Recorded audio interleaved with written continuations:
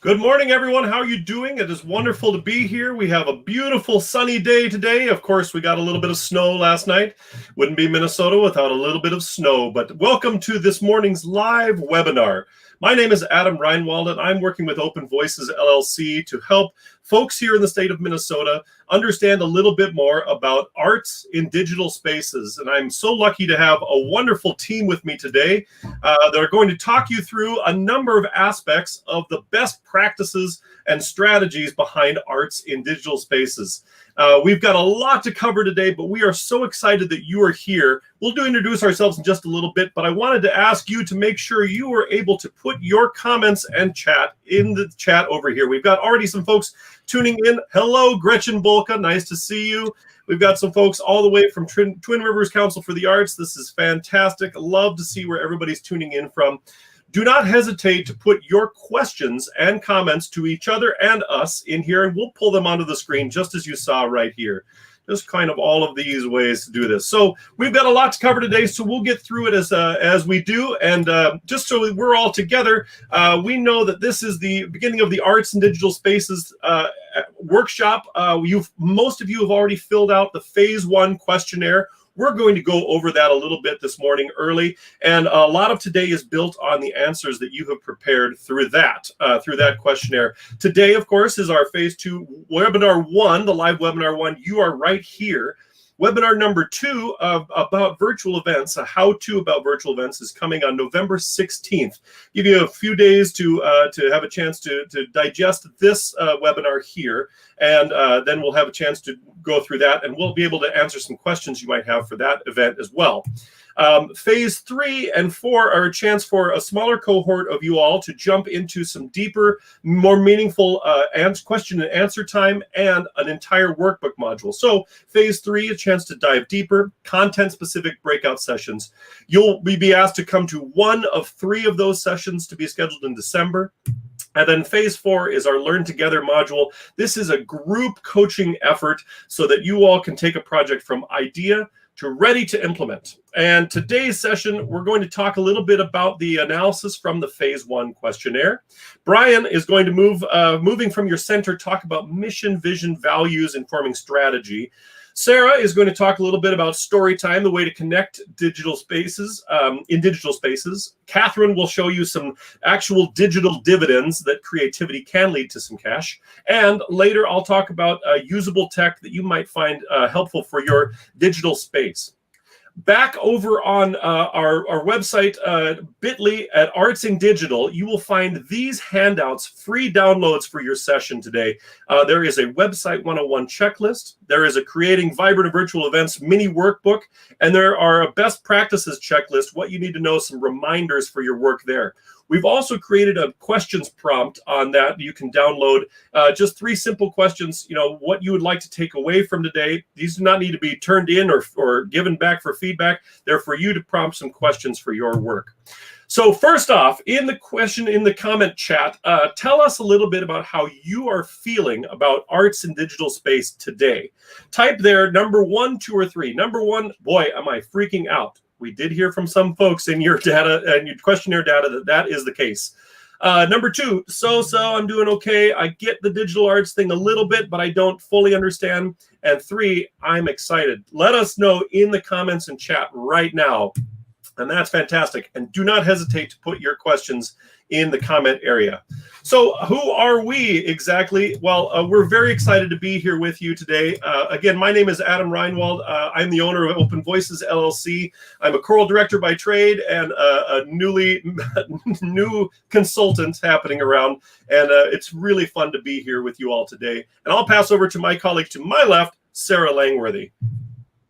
Hello and good morning, everyone. I am so excited to be here this morning. This is kind of like one of my favorite things to do. So my name is Sarah Langworthy. I am the owner of DevelopPlay LLC, my consulting group. So I do a lot of work in creative communications consulting in digital spaces. I love talking with people about how to take their work online and how to reach online audiences. So these are the kinds of conversations I get really excited about. So I'm so happy to be here today with my colleagues, and I'm so excited to be learning from all of you as well. So, and down in this corner, Brian Dowdy. Say hello, Brian. Hi all, my name is Brian Dowdy. I'm based here in Minneapolis with my wife and son. I am the artistic director and principal conductor of the Minnesota Philharmonic Orchestra, which is a LGBTQ plus missioned orchestra that also focuses on performing works by composers from underrepresented populations. And I also am the principal conductor for Journey North Opera Company, also based here in the Twin Cities. Also done some consulting work on sort of process consulting and group facilitation, and really excited to kind of merge those two worlds today. Fantastic. And last but not least, Catherine Castile. Hi there, everybody. Good morning. Thank you so much for being here, and thank you for the important work that you do in your communities. I'm excited to be here. I have been an arts professional for about 20 years now. My experience is in marketing, communications, and fundraising. One of my favorite things about being in the arts, about working with artists, is that there's a variety of things that one must do, including educate, including advocate, and as well as telling stories. So I'm also a soprano soloist here in the Twin Cities area, and I sing in the National Lutheran Choir as well. So that's how I express my artistic outlet, is through singing. And just really happy to be here with this team, answering some questions from you. It's been really fun. The vast majority, the four of us are musicians and by trade, and we are doing a lot of that in our art individually. But it's really been fun to get to know you all out there who work in literary press and work in visual arts and a number of other things. We will talk through some of that wherever you all are coming from, but it's been great to get to know you a bit as well. Sarah, I'm seeing in the comments and chat a number of threes. I think people are really excited. I'm glad to hear that. I understand there might be some excitement, but also a little trepidation with this new work, and that makes perfect sense. Also happy to see these twos in here. That means that you're trying some good work, and we're very excited that you're here. So thank you very much for all of these great answers already. So back to a little bit of our presentation. We're going to just take a look at the questionnaire now and some of the work that you all did in filling out this first questionnaire. We are very excited because data gets us up in the morning and ready to go. So taking a look at the questionnaire, we're going to get to know you all a little bit. This is where you all are from. These are the representations of your regional arts council within the state here. And you'll see there's a really nice mix of folks all the way up from the Arrowhead region all the way down to the southeastern region. And it's great to see such a nice mix of folks here. What type of art does your organization create? We are skewing ever so slightly to the visual arts, which is great. There are some performance arts, theater, dance, and music as well. And the material arts are such an interesting new opportunity in the digital space. Folks that wrote in other, there's just a few to kind of note. There's some literary arts above. I love that we've got a basketry artist around, coaching and management, grant making, literature and poetry. There's a number of other things that folks wrote in for the other there. One of the questions that we asked is, what is your organization's biggest challenge when it comes to moving your art online? And as you see by the word cloud here, time and ability to find work with the website and your audience was the main driver there, and we understand and appreciate that tremendously. A secondary question, what's your biggest opportunity? And by and large, everyone said we would like to make some sort of a new impact with our audience, either existing audience or new audience, and that really resonated with us all the way through. Thought it was a very interesting thing to see what everybody said about audience. It was kind of the number one thing for the opportunity to grow. And that's consistent with what we're seeing down here, folks. Isn't that correct? People are using online spaces to find new audiences and opportunity to find some audiences that are not within your geographic location. Catherine, can you talk about a little bit that some of the audience building things that we're seeing with digital work? Absolutely, I'd be happy to. Yes, we're not bound by geography any longer. So that's one of the huge opportunities that the digital space allows for us to take advantage of. And with things that are easy to target, like Facebook and Google Ads. It's really easy to get out in front of a whole new set of people. And we're going to talk about that a little bit more later on. It doesn't mean that the whole world is your marketplace. And Brian, I think you're going to talk about that first, and then Sarah and I will talk about it again later. But it's just a much larger universe of folks that you can target who might be interested in your work. And the better you are at telling your story, the better you are at bringing those people in. It's been a very interesting part of working in digital space for me. Sarah, we've found oftentimes that all of a sudden people that we never thought would have an interest in this specific art making are finding their way to these artists in a very interesting way. Yeah, it's really true. I think that, there are a lot of downsides to this pandemic, obviously. And I want to acknowledge that I know a lot of artists are really struggling right now and trying to figure out, how do I do this in a totally new way? And so, we're here for you. You're in the right spot.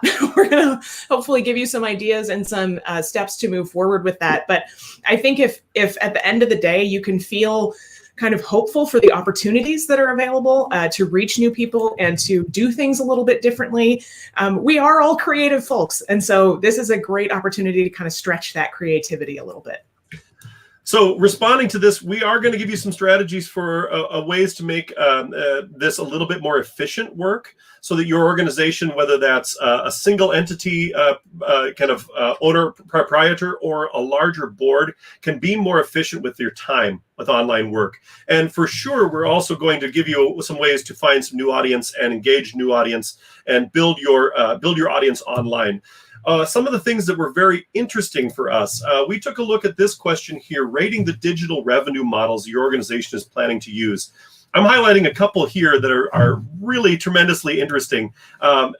In general, folks either were unsure or did not plan to use a number of these models here, which definitely signals to us that perhaps the digital space feels just far enough away for some folks that all of a sudden translating that to cash seems completely out of purview. Brian, this is just so interesting to me to see that the reliance on free events, for example, on the digital space really are it's prominent, and I think we've found that this is a very telling slide right here. Absolutely. I think a lot of performing arts organizations, certainly the ones I work with, are eager to figure out, how do we stay connected to the audiences we have right now, because our primary medium has been on the stage, in live performance. So it's really easy, I think, to get sort of caught up into, let's stay connected, let's get content out there. And it's okay, if we don't, monetize that in any way. So that can get lost, even though there's some real new opportunity for funding in these digital spaces. And Sarah's been beating this drum for quite some time. Artists, are you charging enough for your work? Are you finding a way to bring your art into something that is just more than makes you feel wonderful? Are you finding a way to turn this into something that can bring in some income? Yeah, it's really true. And Catherine and I are going to spend some time later in the morning here talking about that. And we're really curious to hear from you in chat right now, actually, about what is this hesitation around fundraising for you and for your organization. So, you can see that a lot of you were like, we're not super sure what we want to do. We're curious. We want to know from you, what is the hesitation around that? And we'd love to hear in chat now some of your thoughts about that, because we want to make sure that we are speaking to the needs that you have both today and moving forward in this workshop series. So be sure to let us know in chat kind of what's going on there. We'd love to know a little bit more. Now, Heidi says, I'm surprised by the subscription model. We subscribe to Netflix, Hulu. Exactly right. You are a subscriber already across the board as a consumer. Why is your audience perhaps not given the same opportunity? Something I think we've found to be quite interesting. So yes, please let us know in chat, what is the hesitation around this fundraising at this time? And don't hesitate to ask questions at any time. We are really excited to get through a number of these questions here today. So this is absolutely fantastic. So we get a chance to hear a little bit about what should drive any and all of your work now. And Brian's going to talk a little bit about moving from the center, this idea of mission, vision, and values being a big part of what your strategy needs to involve. So Brian, I'll allow you to take control here. Let me add your stream in. There you are. And take us through, Brian. We're excited to hear about this. Yeah, thanks, Adam. So as Adam said, we want to sort of start at the beginning and talk about some of the core motivations that you have to bring your art to digital spaces and what can empower you to do that skillfully. So, I said earlier, I'm a conductor. I'm also a classical guitarist. And I also practice this kind of esoteric Japanese martial art called Aikido. So what you're seeing there now, this gentleman flipping over and over again on your screen, which we'll stop here so you don't get too dizzy, is part of what we do in Aikido.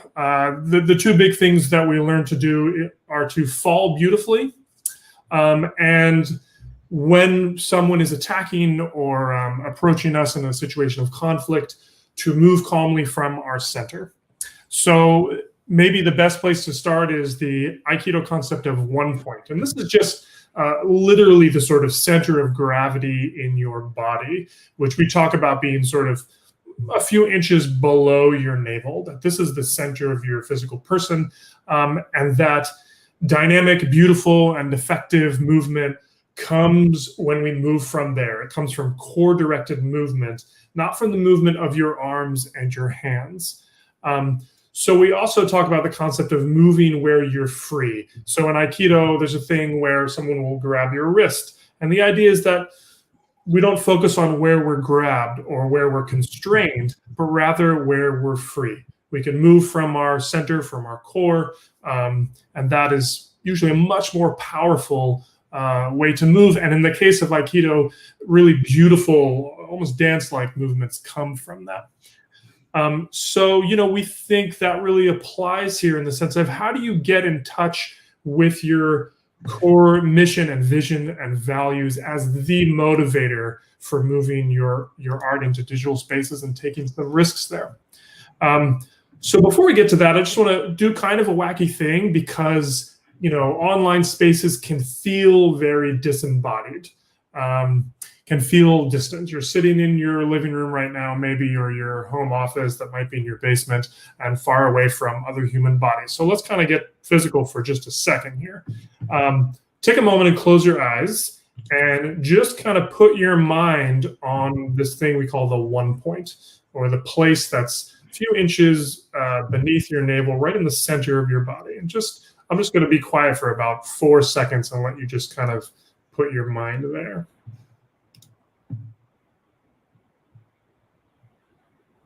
So as we talk about how this applies to your art or your organization and your mission and vision and values, just sort of occasionally put your mind there to remember that this is the place to move from. So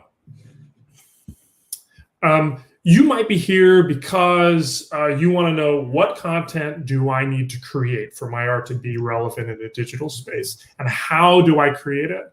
And we want to suggest that that might not be the right question, that instead we want to start from the why. Some of you may know the work of Simon Sinek and his concept of the golden circle, but the basic idea comes through in this quote, that people don't buy what you do, people buy why you do it. People connect to the purpose of your work. People connect to your mission. And the other quote here is that the goal isn't to do business with everyone who needs what you have. The goal is to do business with people who believe what you believe, which is to say that you don't have to reach all the audiences everywhere. That if you connect to your core purpose for being, that you'll then be able to connect to the audiences that share that purpose, that share those beliefs. And in doing so, you get to move from the space of transaction to one of relationship. And like any relationship, you have to first know yourself, know your core, values, your purpose for being, your mission. And then know your audience. What values do they share with you? And then you're dealing now in the currency of a shared experience. And that's an experience that can happen online in the digital space, just like it would in a concert hall. And hopefully all this empowers you to decide where to put your energy and your resources for the content you're producing now and for the lasting fluency in digital work, your lasting digital competencies that are going to serve you for years to come. And in those questionnaire results, it became very clear that the major impediment people saw was time. Do we have the time and the resources to do this well? And we would suggest that if you're moving from your core mission and values, then you get to choose. You get to choose where to put that energy so that you use better use of that time and need less of it. All this means that, with relationship in mind, we get to move from seeing media as sort of these disembodied platforms where we put our stuff, where our content lives and is available, to really communal spaces, creative communal spaces that are where relationship happens with those audience members. And sometimes it's where art happens. Sometimes the digital spaces become the art itself, whether that's digitally published poetry, multimedia performances by musicians and dancers, or a video of you working in your studio, creating your art in real time. So just to kind of wrap it up, to tie it all together, what you create in a digital space can embody the why. It can embody your core purpose, your organization's mission, the why of what you do. And to do so, you invite your audience into a relationship that takes place in this digital space, and that you can really create a powerful experience in that space that maybe you couldn't create anywhere else. So just wanted to share with you briefly an organization that's sort of dear to my heart, because these are some folks that I went to school with in San Francisco. They're called A Far Cry, and they are a self-led conductorless chamber orchestra. And the people that you play in that orchestra are these folks right here in this picture. And they've created here in a pretty simple website. This is not high tech. This is a thing you can create in WordPress. This may have been created in WordPress, but they've created a space here where immediately, you see the group. You really up close, you can see the face of every one of those musicians as you would in a live concert. So there's already this kind of sense of intimacy in what you see. Of course, they're doing some fun stuff here in the time of COVID, doing virtual performances, and right there you get to access that. They talk about having a wild and varied and new kind of experience in these digital spaces, that it responds really directly to the times that we're in. Some of the things that they are producing are, they've got their digital season there. And they also have something called a daily dose of A Far Cry. So they're providing free content because they know people want to connect. They know, as they say on their website, that people are wanting to have daily experiences of connection to the arts. So they provide that. They also, for their digital season, have something called the Frequent Crier Program. They call themselves criers, the musicians. And what they've done is to invite their audiences to sort of be part of that group through a membership model. And this is what we were talking about before as sort of something we do with Netflix and other digital platforms that we may not be used to doing with the arts, which is to have a monthly membership model where you're constantly connected to the real-time activities that group is doing right now. Far Cry is also doing some work specifically in response to our confrontation of the structural racism in our country. And they've highlighted that in other places in their website, what they're doing, and also what other organizations are doing that they really believe in. And so the space of their website really becomes also a communal space of conversation between organizations of different values.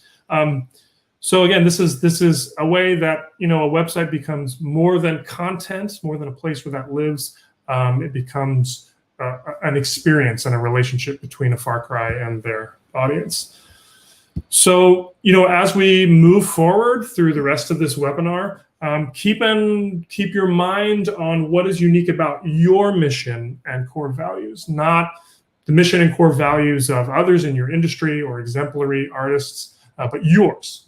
And what is unique about your art? How will an individual member of your audience feel when they experience your art in one of these digital spaces? Not just the genre or the medium of your art that someone else could produce, but yours. And what is the shared experience that you want to create on a digital platform? So, even if your mission statement shares a lot of its attributes with other artists or organizations in your field, your content in those digital spaces can immediately show what's unique to you, and invite folks, your audience members, new and current, into a relationship in that space. I think, Brian, that it's so interesting, the quote you have from Simon Sinek there, people don't buy what you do, but why you do it. I think that applies so beautifully to online spaces, and especially for visual artists. Oftentimes the work that it takes to create the piece of art is exactly what people want to see, and sometimes we keep that behind a little bit of a curtain. We just think, okay, done. Here you go. Enjoy this. Look, I made an art. Yeah. And I think the quote is perfect because it says this is why people want to see the why and, to some degree, the how. And that is fantastic for a digital space. I love that quote. I love this idea of putting mission first. What is your mission as an organization and as an individual artist? If you're, as an individual artist, your mission is to simply create art, go deeper. Find out what that really means for you and your artist, you and your audience. Yeah. Brian, I'm really curious what your thoughts are on this with respect to kind of finding that why and that purpose. What's kind of the biggest roadblock to that, either before COVID times or maybe in COVID times, in trying to kind of reconnect to that mission or that why? What do you see as being sort of the main challenge that people run into with kind of figuring out how to talk about that or how to connect with that? Yeah, I think it has to do with our concepts of what our art should look like in our field, Sure. Right? What other organizations are doing, what other artists are doing, and my art needs to kind of stand up against that, needs to capture those audiences, needs to meet sort of abstract goals about growth in the field, as opposed to thinking, what do I really, really, really care about? And who are the people who really care about that? Even if it seems like a really sort of small market share, as it were, it's easy to get caught up in the should, right? Of what we feel like we ought to be doing out in those spaces. Yeah. We're seeing a ton of fantastic comments here. It's really great to see what you all have put down as reasons for this possible hesitation in fundraising. And I see them all directly tying into what Brian's talking about with mission. Sarah, you had a bunch you've kind of grabbed together. Yeah, well, I've been, we have our little private chat going on the side to like demystify the process for you. And we're like, oh my gosh, there's so much great stuff. So we're like scribbling down notes of things to come back to. And I think one of the things that really resonates with what Brian was saying and kind of moves us into storytelling and what that looks like in terms of communicating the value of your art and the things you do. There are a lot of folks who are like, it feels weird or hard to ask for money right now because people are struggling with things like basic needs, right? I hear that. I also struggled with that, especially early on in the pandemic, thinking like, how do I charge for my work in a way that's equitable, in a way that makes sense, but that also values the contribution. And I think this is where it really ties to what Brian was saying. You have to ask yourself, does my art have value? And that's a hard question sometimes, because not only does it have value to me as a creator And yes, I understand for creative folks that there's a lot of the value comes in the process of creating, right? Not so much in the selling of it.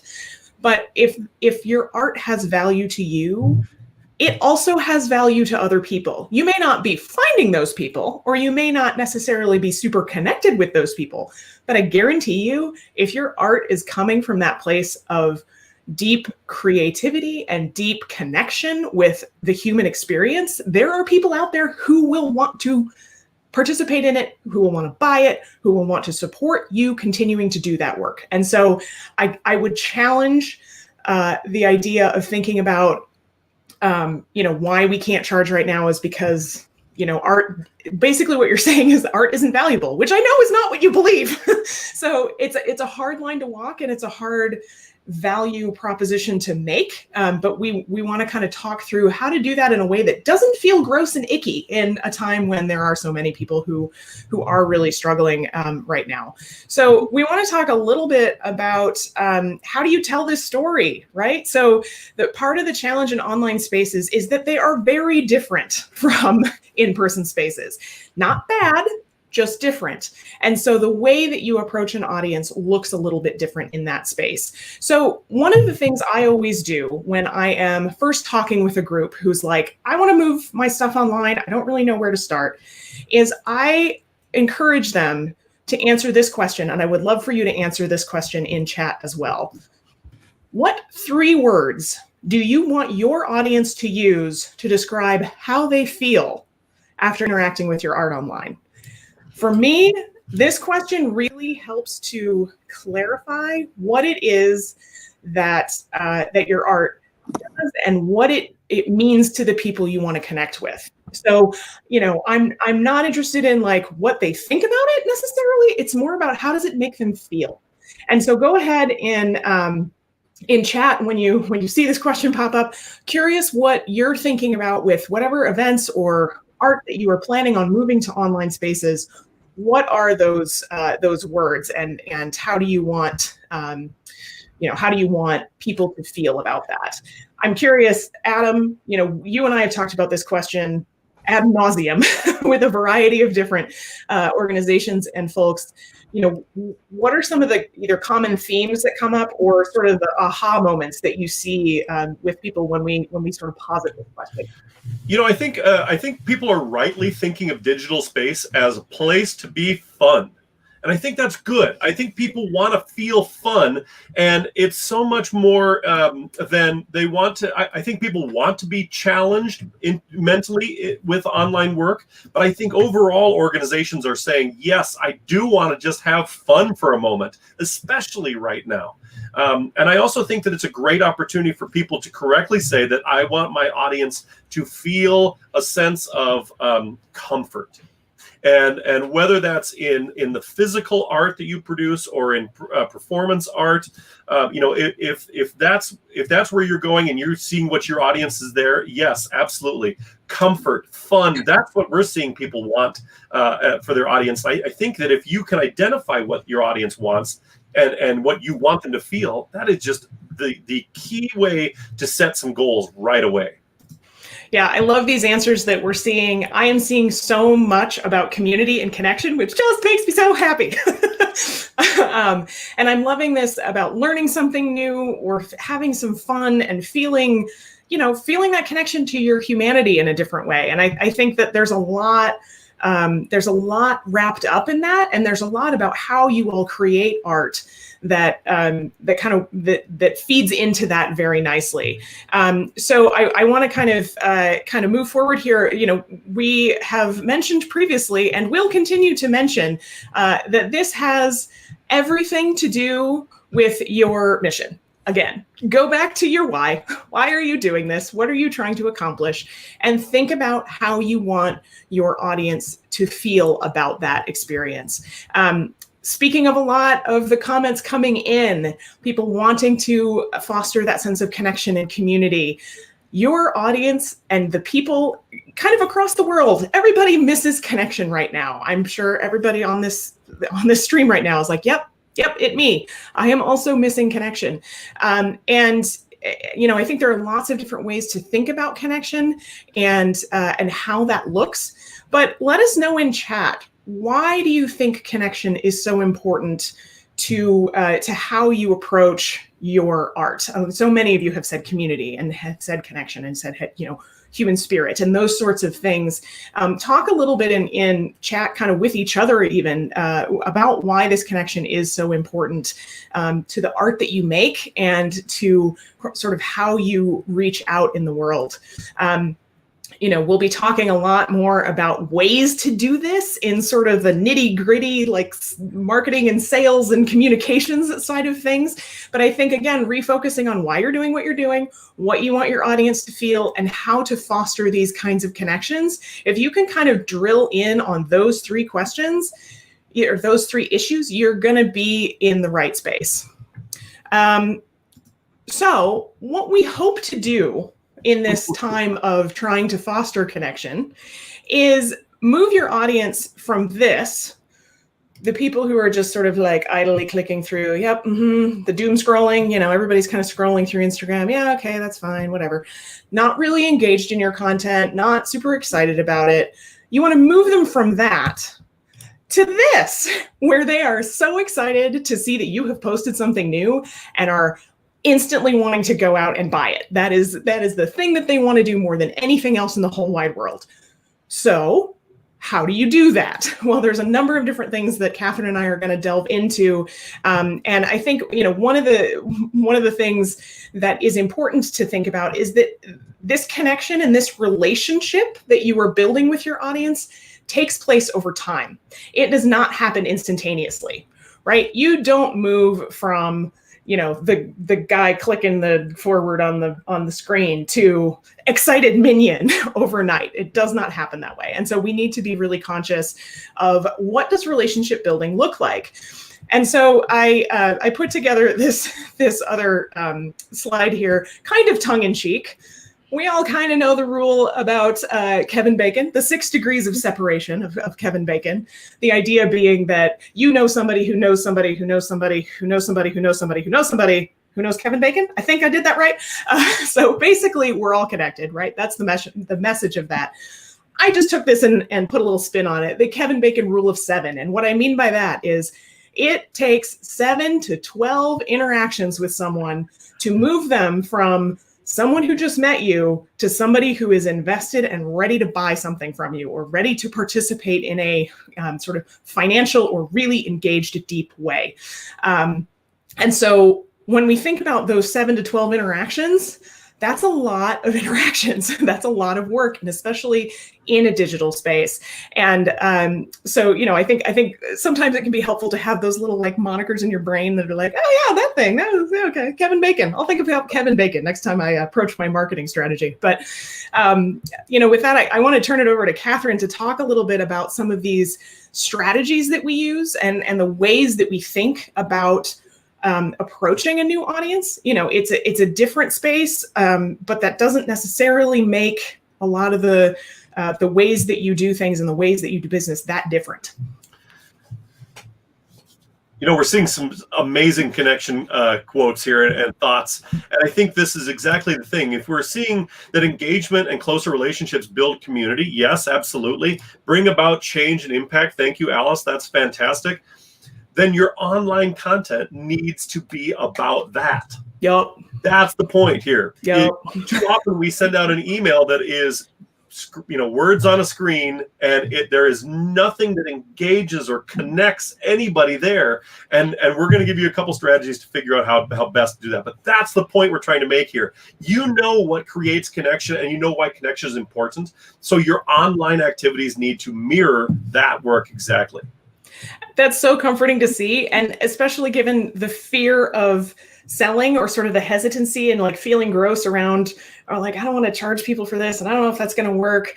It's clear from comments, what the value is, what the importance is. And so now it's how do you take this from thinking about it transactionally to thinking about it relationally? And Catherine, I know you are going to dive into some of that with us next here, and I'm super excited to hear what you have to say about it. That's right.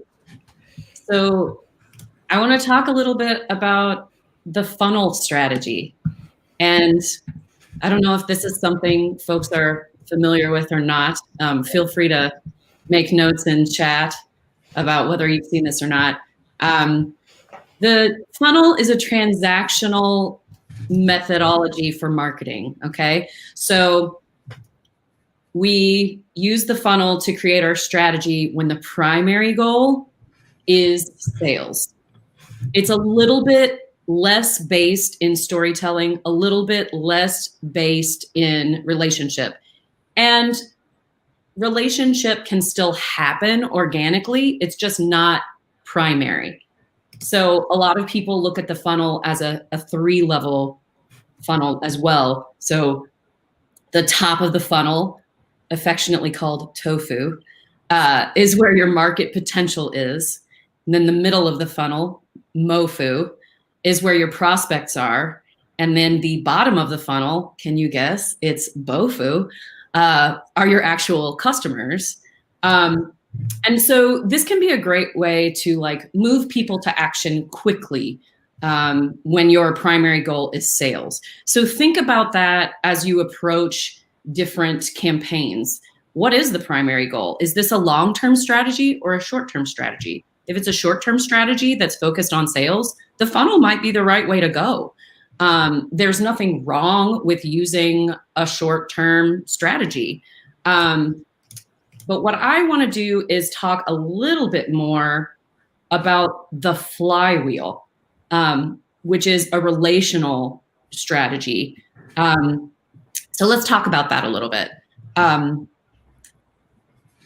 So the flywheel is focused on building advocates for your art. So you can see here, strangers, prospects, customers, advocates.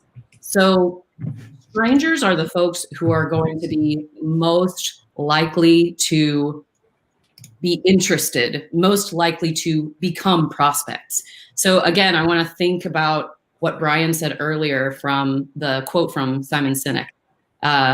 Think about the people who are most likely to be interested in what you're doing. And then, if you aren't sure about who those most likely folks might be, look at your existing audience. Think about the demographics of who is already interested in what you're doing, and then mirror that in where you're telling your story. Go where they are. And I know Sarah's going to talk about that very specifically, how to meet your audiences where they are in digital spaces in just a minute. And I also want to point out that this strangers group is the toughest and most expensive nut to crack when you're talking about marketing. They don't know you at all. So you have to show your worth. And so that goes back to our earlier conversation. Art is essential. Why is your art essential? Dig down to that. So again, have we mentioned lately that your mission matters, that why you make your art matters? So think about that. And then think about how people see 4,000 to 10,000 ads a day. We are marketed to 4,000 to 10,000 times a day. That is mind-boggling. So it makes me want to cry. But think about it. Like now that you've heard that number, you're like, oh yeah, that's accurate. So when you think about that, think about how you're going to cut through that noise. And so your prospects are the people who haven't participated yet, but they already know who you are. They're ready for a call to action. They're ready to discern whether they want to enter into a relationship with you, starting with their first action. And again, recall, it takes 7 to 12 touch points. So that might be email, Facebook, a Google ad, a written letter. It could be any number of things. It could be they see a video. But yeah, 7 to 12 touch points before they're ready to actually take action and become a customer. So the customers are the people who know you exist. They did the thing that you asked them to do, and now they are ready for more. So this is where you can start digging deeper. What did they participate in? Do they want more information about that kind of thing? Go deeper with your customers and get them excited about what you're excited about. And that's how you turn them into advocates. And once people become an advocate for you, you're letting them do the work for you. You're letting them go out and tell friends about how awesome you are, about how cool what you're doing is. And that is super exciting. Why? Because what other people say about your art is 13 times more important than what you say about your art. 13 times more important. So think about how people shop now. Like nobody buys anything now without reading a review, right? That's building reputation. And so if you can storytell effectively to your advocates, they're going to go out and spread the word. So just think about that. Strangers, prospects, customers, advocates. And that can all happen through various ways of storytelling. And I think, Sarah, are you going to take us into some deeper dives about audience?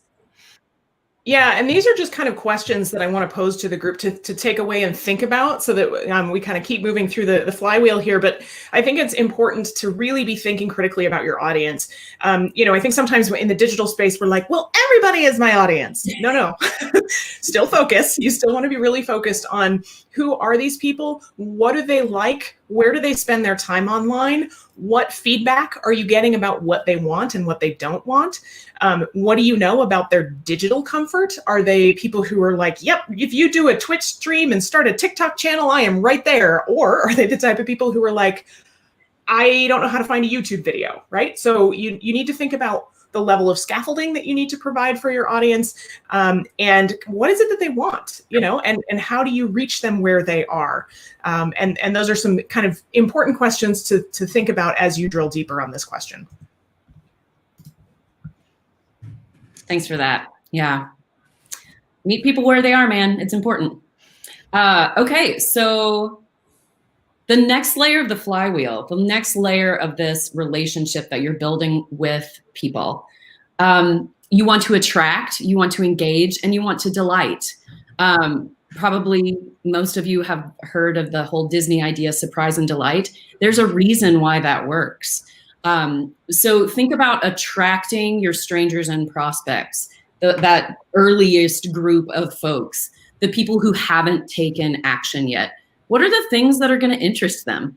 What are the things that are going to make them pay attention to you? What makes you unique? And then you want to engage with your prospects and customers. So that's, again, where you're going to take a deeper dive into what you're doing, why you're doing it. Adam, I think you were talking earlier about sometimes hiding the process behind the finished art. And that can be so tempting because that can be close to our hearts, right? Like we want to keep it precious, that creation process. But at the same time, people want to know how. Like it takes skill to do these things that we're doing. It takes hours. It takes training. Yep. The delight is in watching somebody paint painstakingly beautiful things over hours and hours and hours in the way that works, and it's painstakingly beautiful. And the delight is in watching the rehearsal where people are actually working on this particular set of blocking and the discussion there. That's what people love to see, and it's extremely authentic. And I think that's the key to how to move folks from that engaged to delight thing, is seeing the authentic you doing your art. Absolutely. I totally agree. And so just think about that as you're thinking about what stories to tell and who to tell them to. And as you want to surprise and delight, think about those customers and those advocates. What do they want to see? They want to know that you know them. They want exclusive content and experiences. So think about that and deliver that to them. And then I want to go in even one level deeper on this, marketing, sales, and service. So when you think about your strangers and your prospects, think about ads, videos, social media. You're just trying to get people's attention through marketing. Cut through the noise with something that's funny, something that's poignant, something that's surprising. Again, you've got to think about the number of ads people are seeing every day and cut through that noise. And then with your sales, that's where you really want to think about the right people. Like, let's get really targeted here, right place, right time, right message. You're probably emailing them at this point. So make sure that your emails are super engaging. There's actually a little checklist for email best practices that you can download.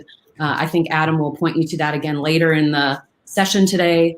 And then service. So a sales through service mentality, that's what we're talking about here. This is the long-term payoff, okay? So if you can provide a service, can you make it feel like someone's not being marketed to? Can you make it feel like added value to their lives?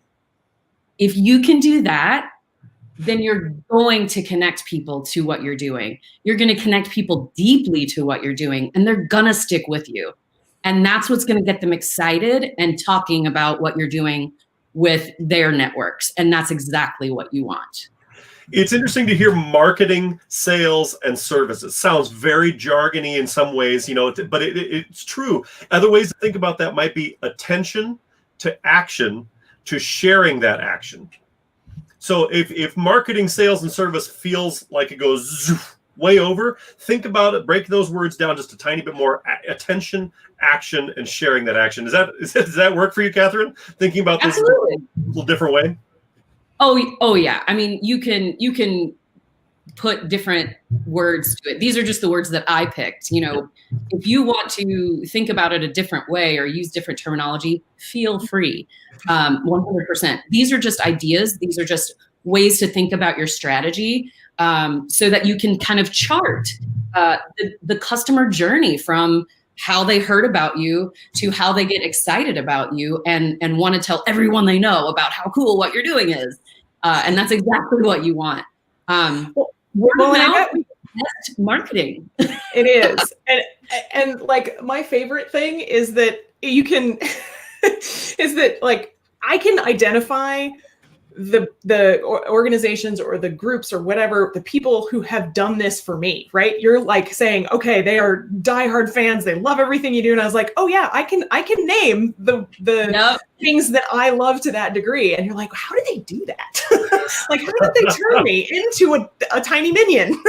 You feel like you were being transformed, right? Like you just Right. went on the journey. Yeah. Yeah. So good. So good. So I just want to end quickly by saying this is a multi-layered thing. This is a longer term strategy. If you put the pieces together, you're going to have growth. And that's what a lot of you were talking about earlier, as far as the biggest area of opportunity being growth here. You can strategically grow your audience and then they can do the work for you.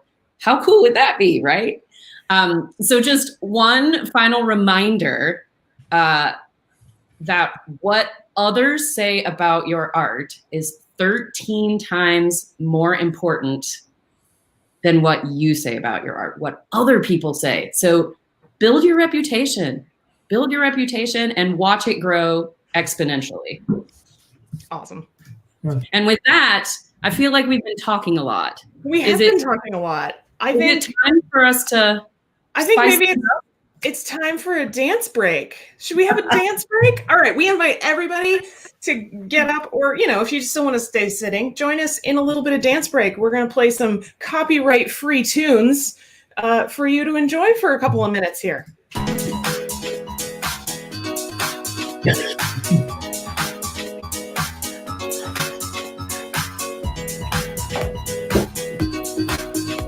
Good time to stretch.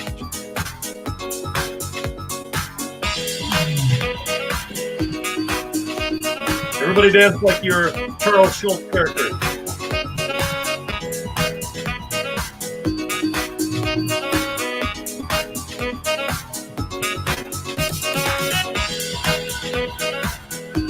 My dog is looking at me like I'm very strange.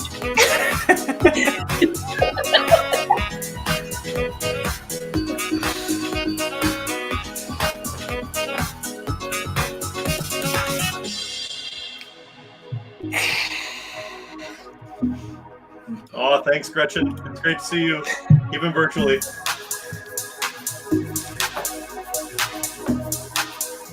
Make sure you're drinking enough water, everyone.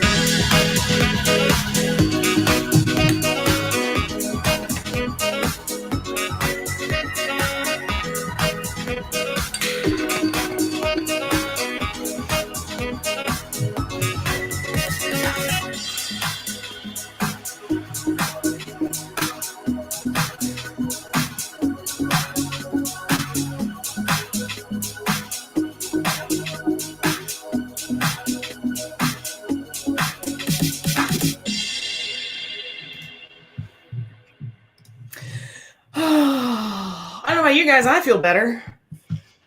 Yeah. Absolutely. Boost. Let's move the body. Moving around a little bit.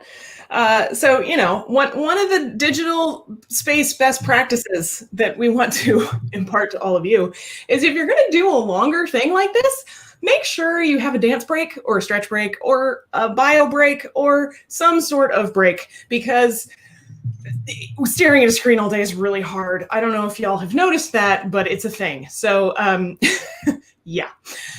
So now we want to kind of move through a few other considerations when we're thinking about, okay, how does Catherine's flywheel, system kind of look, especially in social spaces? So, I think one of the things that we often think about when we think about social media, we're thinking like, it's a billboard where I can advertise my stuff to the world. And I would really encourage all of you to, instead of thinking about it as a billboard, to kind of change your perspective a little bit. And I'd love to hear your comments on this in chat. If you were going to invite a stranger who you'd never met into your home for tea and conversation or coffee or whatever beverage you like, what would you do to make them feel comfortable? Chances are when somebody walks into your home, you're not going to be like, buy my heart. I'm going to guess that's probably not the vibe you're going for. But I would love to hear your creative ideas in chat about how, what's your process for inviting someone into your home? That seems a little pushy for Minnesotans, Sarah. I mean, let's be real. Come on.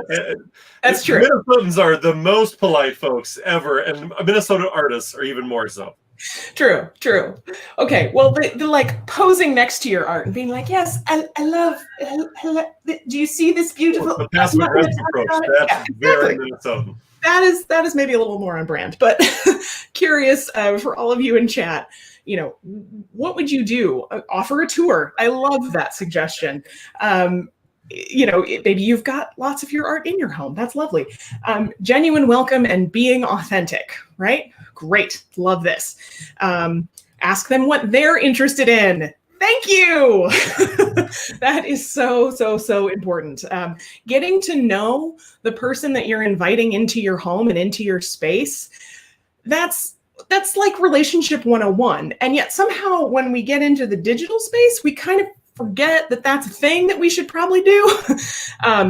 So for Brian and Adam and Catherine, I'm curious, what are your rituals for inviting people into your home? What's the first thing that you do? Brian? Oh boy. I think, if I've never met the person before, I want to ask questions. I want to see what goofy, pastimes they have. Look, I do Aikido. What's that scroll on your wall? Oh, I do Aikido. And like, what do you do when you're not at work? What do you do when you're not, I want to know about them. And, make them feel comfortable. It's basic human stuff, right? It's offering them some food and a snack. And I don't think that that's necessarily that different, it's, and as a host, I grew up in Virginia and we talk about Southern hospitality. And as a host, we think that it's like all on us to provide an experience. And we forget that person wants to come over, they want to connect there. We don't have to, call around the neighborhood in all of Minnesota to try and get somebody to come over, because people want to be in a relationship, they want to come over. That connection again, right? That's exactly it. We have taken to doing this really goofy thing where we're doing Weenie Wednesdays. So roasted Weenie Wednesdays, and it's outside and it's during COVID, and we're going to stay far away. Everybody's going to wear a mask. but it's a great chance to just invite someone over to do nothing other than talk and roast a hot dog. And that's really what we're trying to say, is this is a great way to do connection on a very simple way. Yeah, I think these are great examples, and we're seeing lots of wonderful things coming in the chat as well. I just want to encourage you, as weird as it feels, maybe think about designing your social media space like you would design your living room. You want it to be warm and inviting. You're probably not going to have billboard wallpaper. Like maybe that's your aesthetic. I don't know, but probably you're not going to have billboard wallpaper.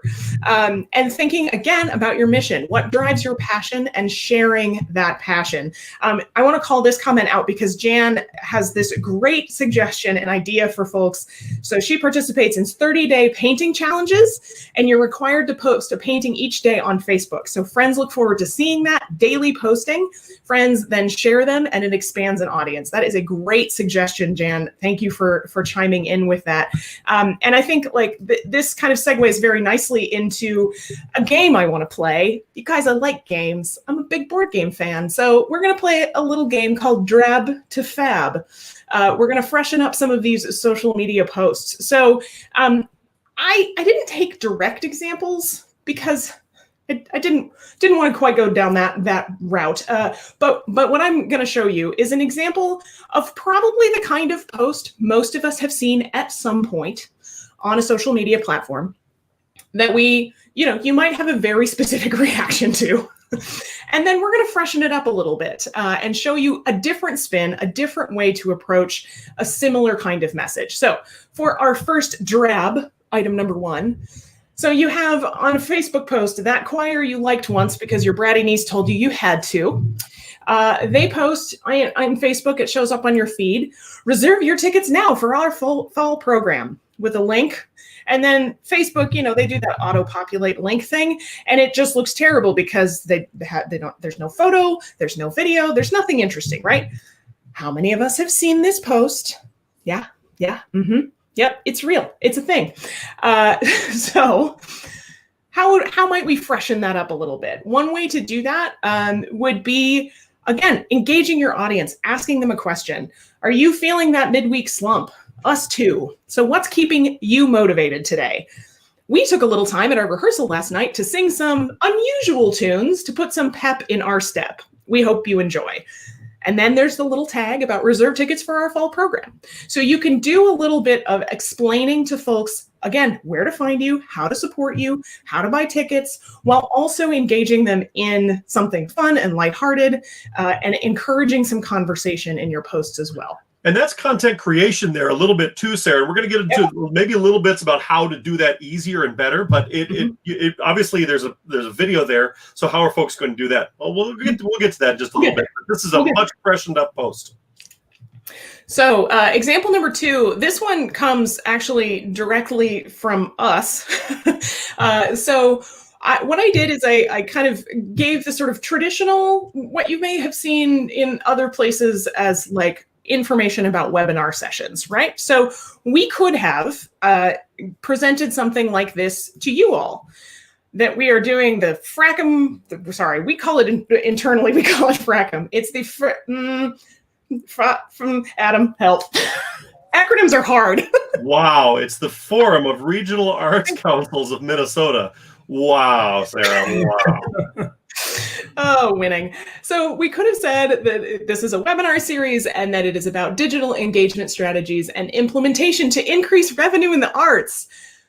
I mean, I'm so excited for that session. And, presenting a couple of people who you've probably never met before. We have not met before today. Hello, everyone who's watching. We could have just kind of done the traditional approach to this. And instead, what we did is we focused on all of you. We wanted to really communicate to you, we understand that this is weird and this is a hard time, and that you want to share your art your way in online spaces. And so that shift from it being about us to it being about you, and how we can connect with you, is a really kind of pivotal way to think about marketing any kinds of events that you're doing. So a lot of times I will talk with clients and they'll be like, well, we have, this event we're going to put on with all of these headliners and da-da-da. I'm like, I don't care. What do you want your audience to feel? let's talk about that. That's the place to start. And so when we were thinking about marketing this series, we started there. How do we want you all to feel? Hopefully we've achieved some of our goals there in hoping it would be fun and that you would take something away from it and that you would feel seen in this. And so that's another example of just kind of turning it on its head a little bit and focusing it on your audience. Okay, so now it is your turn. Let us know in chat, how would you freshen up this post? And we'll kind of keep moving along here, but I do want to see these coming in chat because I'm super curious. So we've got this beautiful photo, painting, art, something. And the point is to market your art virtual open house that's happening tomorrow. How might you reframe that content and talk about it a little bit differently in the post to freshen it up a little? So we'll leave you with that activity as we kind of move right along here. Again, a reminder, please let us know any questions that you have. Ask us in chat anytime. And now I think we're talking about the big, bad, scary money thing. Are we talking about the big, bad, scary money thing? I think we're talking about the big, bad, scary money thing. And Speaking of questions, speaking of your questions, I am hopeful that we will get to many of the comments that you had earlier, especially the ones regarding fundraising. And of course, I think there's also a ton that we're going to be covering in phases 3 and 4 that can really be tailored to your specific needs. Whereas today we're talking in some broad generalities, and that's okay. So yeah, hopefully we're going to get to a bunch of your questions today. And also in those future phases that we're going to be talking about, including the second webinar, which is November 16th. Correct. Am Exactly I right, right, Adam, about that? So you folks who were saying, I don't know how to put on an online event. I just don't know how to do it. I need help. Perfect. Tune in on the 16th. And that whole webinar is going to be about how to put on an amazing virtual event. Or create an amazing virtual experience for your audiences. So just going to plug that for a moment for those of you who have questions about that. So yeah, can digital stuff pay? Absolutely. So just going to harken back to some of the comments earlier. There's so much competition. People need food, shelter. People are struggling to pay their bills. That is all true. And I bet everyone here today believes that art is also essential. So I know that's really tough to compare food and art, but if you are an artist, you probably believe that art is necessary. And so I want to challenge that idea that it's not a basic need. And remember that the people who are closest to you, the people who know you, the people who know your story, those are the people who you are appealing to right now when you're asking for them to, attend a virtual experience or, pay for a virtual ticket or, digitally you're asking them for money through a fundraiser. So just think about that. The digital space is absolutely an imperative. It's not an option. And so I feel like, and Sarah, I think you talked about this a little bit earlier, it's not like we're just in a holding pattern right now. This is a thing that's going to be around for a while. And even after COVID, hopefully, vaccine distribution and all of that is going to be happening in the nearish future. It's probably not going to go away because here's the thing. You've taken this great opportunity to expand your audience after geography does come up again for live events. Are you just going to leave those audience members out in the cold? I hope the answer is no. Please don't do that. You have already made them love you. And so they won't be able to do without you. And so, someone earlier in the chat, I've lost who the person was, but somebody was like, what about the hybrid model after COVID times? And that's so important. I'm so glad to see that you're thinking about that already. Good for you. It's not an option. It's a creative imperative. And that is daunting. And that's exciting. Somebody said earlier that they were both a 1 and a 3. Yeah, it's a both and situation, and that's okay. So going back to the survey and some of the revenue models that folks were talking about, it seemed a little bit like subscription was one of the more popular ones. And I think that's fine. And I think there are a couple different ways to do subscriptions. Somebody in the chat was talking about how we already subscribe to Netflix and that kind of subscription. So there's like the performing arts kind of subscription where it's like, here are these set events and you're going to subscribe to these set events. And then there's kind of like a monthly membership-y subscription. Either is perfectly fine. Think about what works best for your organization or your art form. Like, are you more doing set events or are you doing something where you're going to showcase process more often than anything else? And in that case, maybe like a monthly membership /y subscription is the direction that you want to go. I also want to talk about and individual tickets again is like, that might be something that's easier when it's a set time or, you know, if it's going to be like a 3-day window for people to view something, an individual ticket model might be the best way to go.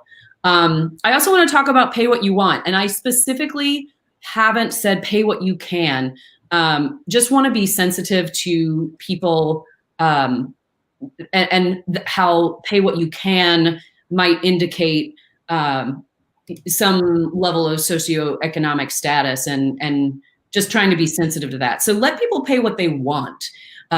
Let people say what they value your art as. Now, if that sounds scary, you believe in your art. I really hope. I'm assuming you all believe in your art.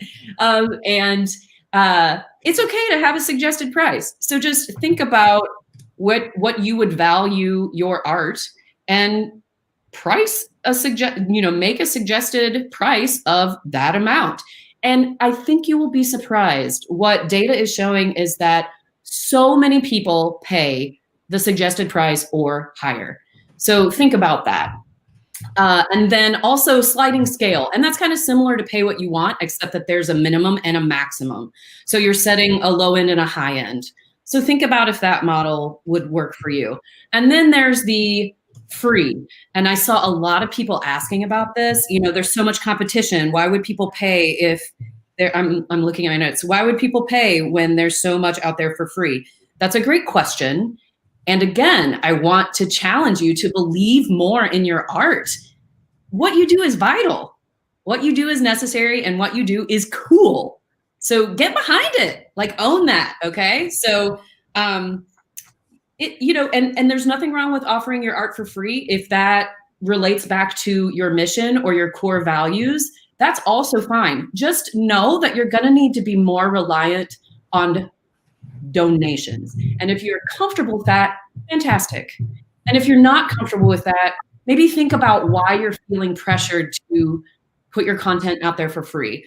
Don't devalue your art. Your art has value. I'm just going to keep repeating it in different ways, like using different words, like art is necessary. Your art has value. So don't shy away from putting value on your art. Okay, I think I've said that enough.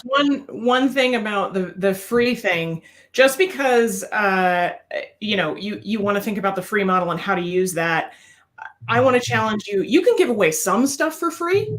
Yeah. Just maybe think about not giving away everything for free, right? So when I think about having an online business, I have a bunch of free resources on my website, right? One of my core values as a business person is providing ways for people to learn how to do stuff that will make their work better in online spaces. So I want to make sure I'm providing a lot of free stuff for people to kind of help learn and help move along in that process. However, there's a limit to that, right? There's a point at which I say, okay, if you want over and above the sort of teach yourself model, then you need to pay for it, right? If you want more in-depth coaching, if you want more consultation about your particular needs, if you whatever those things are, figuring out where that line is of like, we'll offer some free stuff because that's important to kind of bring people in, but maybe let's not give away everything for free in the process. And so I think there's a way to do free that isn't everything is free. That's such a great point, Sarah. Yes, thank you for saying that. I also want to spend just a few minutes on how to price your art. That was another big question. Like, I don't know how to price things. And so I just wanted to address that really quickly here. Just know people are not likely to pay the same amount for an online event or an online experience as they would for a live and in-person experience. And that's okay. Just think about what you had been charging for those kinds of live things and then price, under that. You can also ask your supporters, what would they be willing to pay? You know what they were paying for the live and in-person stuff. So, give them some options and see what they're willing to pay. Look at what other organizations that are in your area and or are similar to your organization. Look at what they're doing. That's okay. That's being smart about your pricing so that you can be competitive in your market and in your field. And then just wanted to talk a little bit about how free content does remove the pricing barrier, which might really give you the opportunity to expand your audience in a big, major way. Don't forget to ask for money during whatever that free thing is. That is okay. You can ask for a donation even though you're presenting something that's free. I think sometimes that's that feels like a bait and switch or something like that. But I actually, someone in the chat, again, I've lost who the person was, constant fundraising turns people off. Okay, I actually want to talk about that a little bit. Contributed revenue, right? So we've been talking about shifting from transactional to relational. And we've been talking about the need to ask, making sure that your storytelling is talking about your impact, and then asking again. And there seems to be some reluctance about asking in the first place, and then especially about asking again. So let's just see in chat, how many times do you think you can ask donors for money before you start losing folks, before folks are just like, ugh, they're asking for too much? Let's see what we've got for answers. Just go ahead. I'm super curious to hear the answers to this because Catherine, when we were talking about this a few days ago, planning for all of this, and you told us what the actual number was, I was like, oh, okay. Wow. Catherine, taking 2 steps back, Heidi has an interesting question. Can you use the sliding scale as data to what people are willing to pay? Oh, absolutely. I think that's a great idea too. I mean, a lot of people have been surveying audiences about what they're willing to pay in digital spaces. And so whether whether it's cart, horse, cart, whether you start with asking your audience what they'd be willing to pay or test out some things and then see how people react to it, I think either strategy is valid. And I would just say support that with some of those other things, like what other people are doing in your field, what other people are doing in your area, what your prices were before. Does that help? Absolutely. I think it's a great question, Heidi, and I think it's a really interesting answer. We're seeing tons of across the board interesting answers here that are fabulous. Twice. Okay. I think it's the low end. 12 is the high end that I've seen so far. Yep. Okay, so should we drum roll and just give the answer here? 21 to 27 times. What? Okay. And that's before anybody drops off, okay? So 21 to 27 times you can ask people for money in different ways. I'm not suggesting that you send 27 letters, but again, like it's the 7 to 12 touch points for marketing. It's 21 to 27 for donations. So think about that. Think about where you're asking. It's okay to run a fundraising thing on Facebook. It is. It really is. I promise. And it's okay to send a letter, and it's okay to send an email. It's okay to send multiple emails. So just think about that and put that number in your head and think about how many times you're asking. And I bet you can ask a few more times. I think one of the nuances is that we think that everybody who is subscribed to our list or who likes us on Facebook sees everything that we put out. I'm sorry. I spend 5 minutes every morning deleting all of the promotions that come in through my inbox. Yeah, I'm not seeing your asks for money. And fewer people are on Facebook now, more consistently dropping off that. So you can't think that they're just putting out one post gets to your entire audience. Right. No way possible. And I had a question. This is an interesting comment from Carla Benjamin. One must be consistent in pricing across the board. That feels to me like it feels to me as though that might be a maxim that is out of date. And especially relating with digital spaces. Brian, how does that hit you, that idea of one must be consistent in pricing across the board as a consumer and as an arts consultant? I think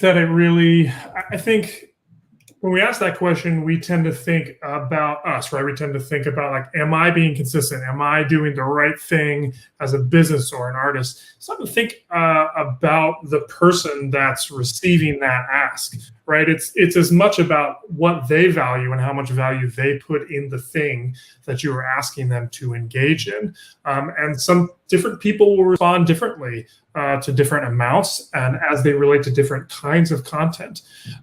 So I think we get to engage with those differences, and expect that people are going to value different things in a different way. Why would we insist on having sort of consistency across the board when our audiences don't expect that?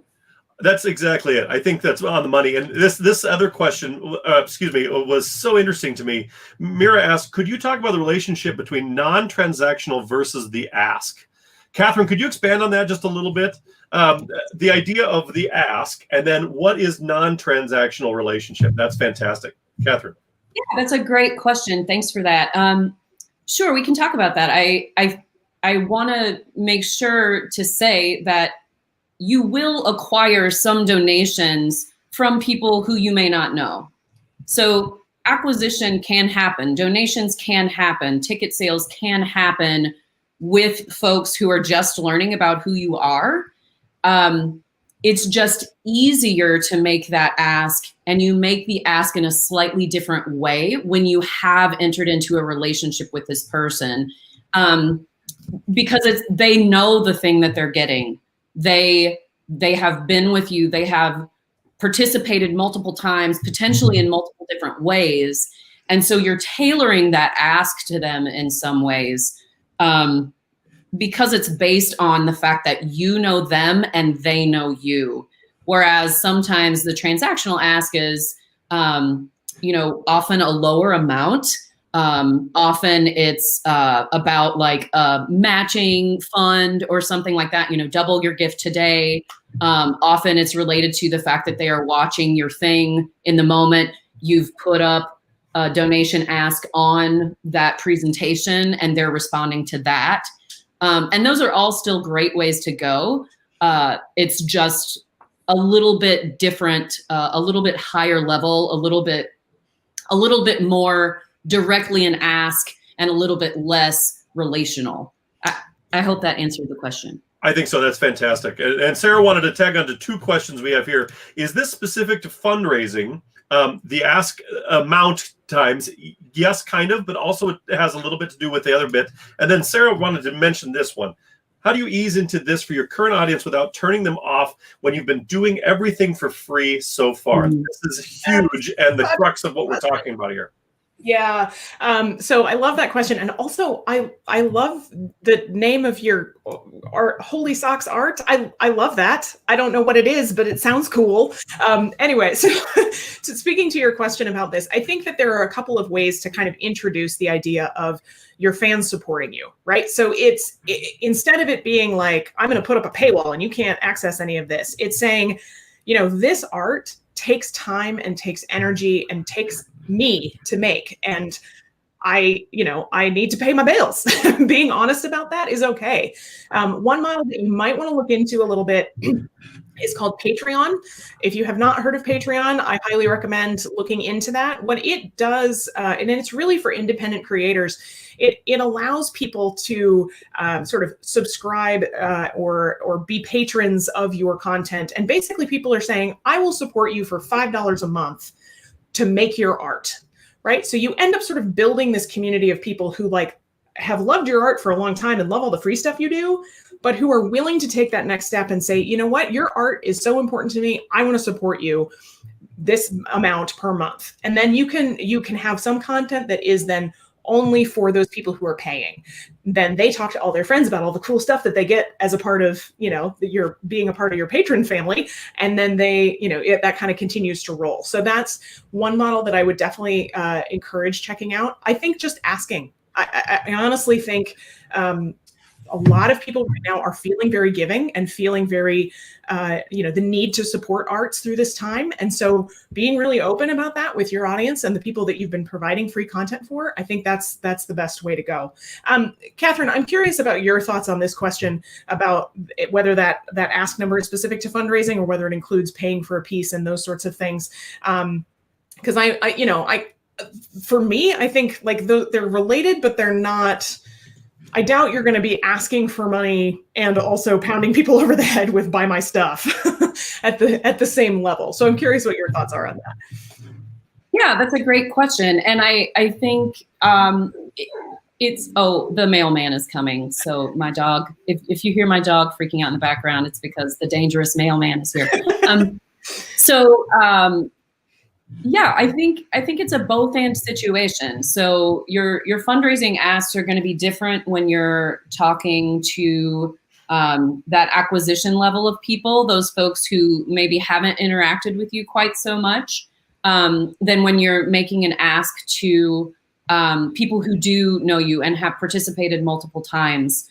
So think about the who is your audience. And think about who the broadest audience is. So like you're presenting a thing and your donors are probably going to be there. Your subscribers are probably going to be there. But there's also going to be some people who don't know about you yet. And they're seeing your art for the first time. And so think about that broadest audience for any kind of ask that you want to make. And then have a separate kind of ask for people who have already shown their support. Show a different kind of ask to people who are your subscribers but haven't donated before. So think about who. And then as far as like pricing art, pricing events, pricing experiences, I would go back to some of what I was talking about earlier. Like, what is happening around you? How are you competitive in your field? How are you competitive in your area, and let that guide how you're pricing your events, how you're pricing your art. And yeah, does that help clarify a little bit? Yeah. And I would just say again that we can get into some more nitty gritty about this in the phase 3 and 4, so that we can really address like your specific needs. Yep. Yeah, there's some great questions coming in, and I'm like, I want to get to these, but I know we don't have time. So know that we see them and we're registering them. We understand. So Brian Quick wanted to talk a little bit about this one again. Yeah, so we've been talking a lot about asking, right? And in the comments, some folks are saying, if I get asked too many times, I stop listening. If I get too many emails from an organization, I just unsubscribe. That's okay. Catherine just talked about who you're asking. The folks that you ask that don't connect to what you do, they're going to unsubscribe from your email list. That's okay. We tend to imagine these potential audience members and donors in kind of an abstract way. Stop and think about the individuals you do know that do already invest in your art. Right? Think about them and trust them. Trust what they value in your art, so that when you end up in the space of feeling like you're yelling into the void and trying to cut through the noise, trying to sell something, you're not yelling, right? You're not selling. You're answering. You're answering the people out there who have already asked for the thing that you create. And in thinking that way, just trust. Some people are going to say no and end up unsubscribe, but those who are connected might say yes.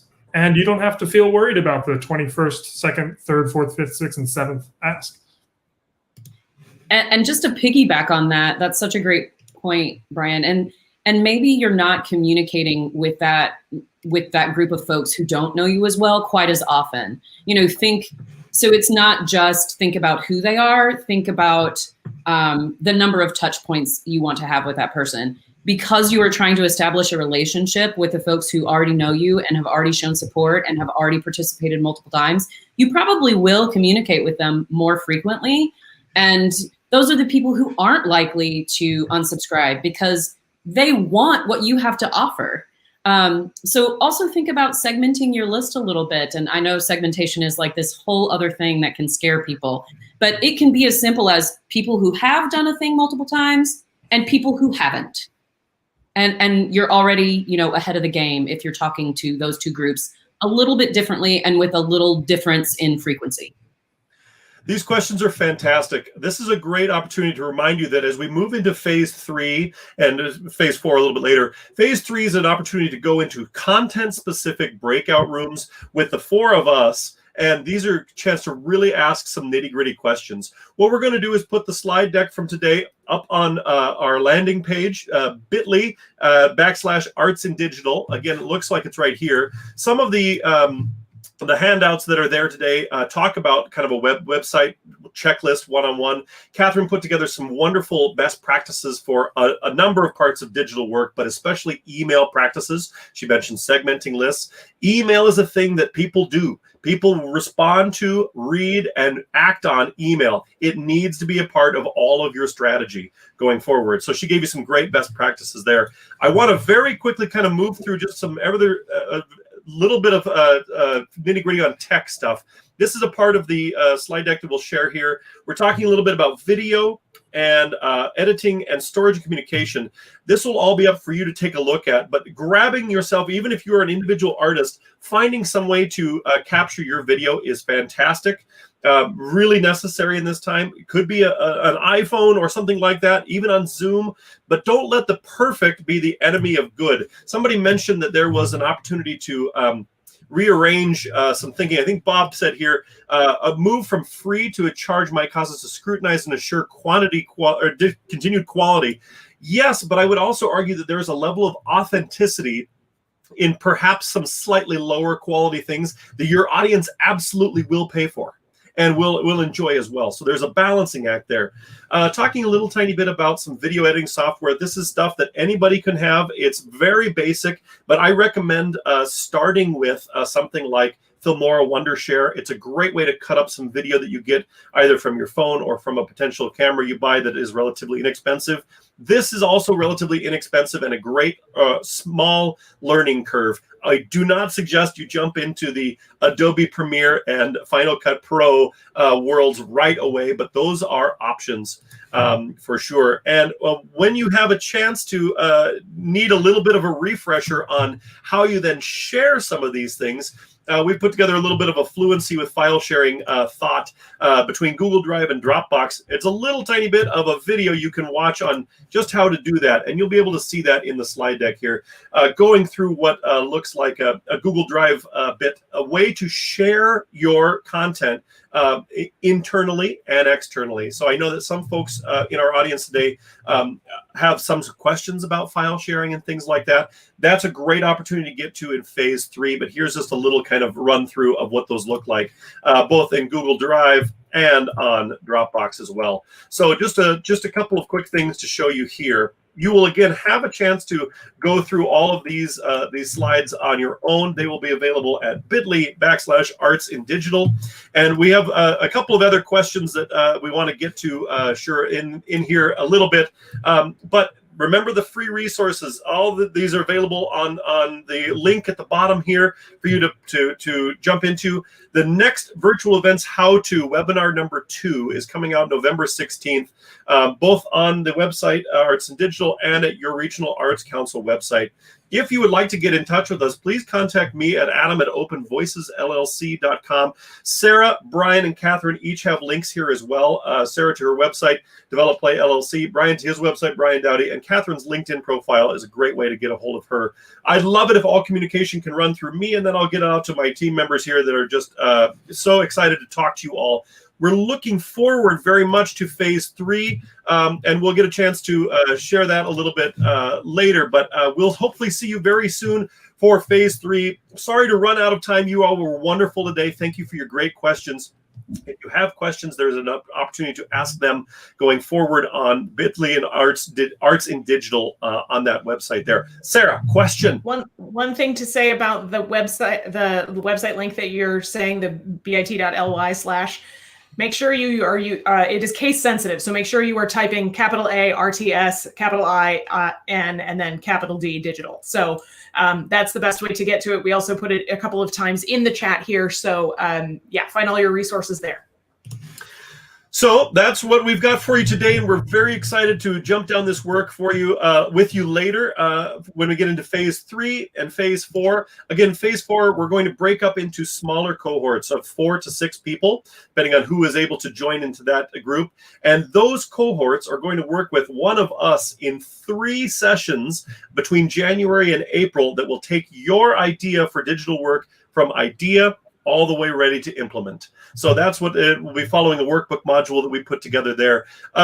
Thank you very much to Brian and Catherine and Sarah for joining me today. This is great. We really appreciate it. This webinar will be available through the end of the calendar year. So it is public, and feel free to share with your colleagues and friends in the arts world. But that is it for us today. Thank you so very much. We will entertain any questions as you have them coming up soon. But thanks again, everybody, and have a really wonderful Veterans Day. Thank you so much, everybody. Bye-bye. Thanks, everybody.